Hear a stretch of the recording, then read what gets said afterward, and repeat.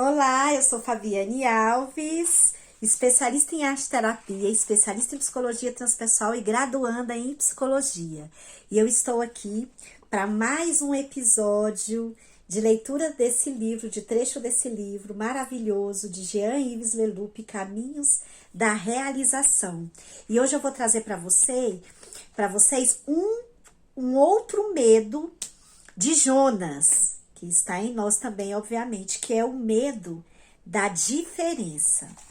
Então, continuamos aqui a leitura. Eu trouxe alguns trechos bem interessantes para vocês. Neste momento, reencontramos Jonas. Talvez seja o anonimato, o impessoal que ele busca fugindo para Tarsis, mais do que afirmar sua própria personalidade.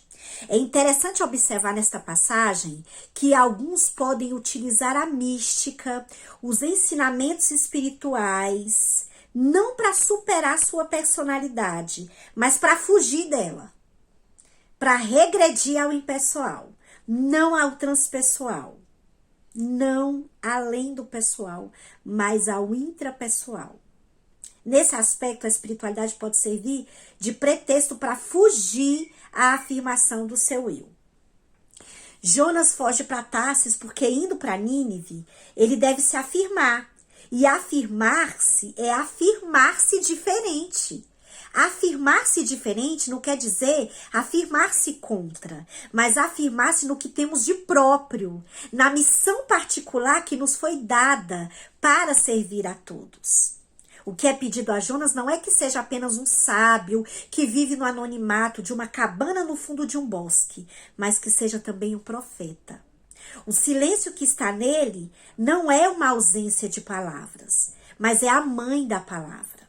E antes de se calar, antes de saborear a beleza do silêncio, ele deverá dizer sua própria palavra. Antes de chegar a esse estado de não desejo e não medo, no cimo do nosso vir a ser, do nosso tornar-se, neste estado de paz integrada, trata-se de viver esse desejo. E nós só podemos superá-lo depois de o termos realizado. O que nós não completamos, o que nós não realizamos, nós não superamos. E além disso, recusamos. É preciso falar para ir além da palavra. É preciso desejar para ir além do desejo. E algumas vezes nós não servimos da espiritualidade, nós refugiamos no falso silêncio e no não desejo, que é uma ausência de vida, que é uma falta de vitalidade e que está mais próxima da depressão do que do estar desperto, alerta. O que está mais próximo da despersonalização do que da transpersonalização. Jonas não teme a inveja do seu Deus, já que é seu Deus quem o envia em missão, mas ele teme, sem dúvida, e principalmente o ciúme e a incompreensão dos seus irmãos. Porque esta missão de ir a Nínive obriga-o, de alguma maneira, a compactuar com os inimigos de Israel. Ele teme ser rejeitado e morto pelo ostracismo de seu povo.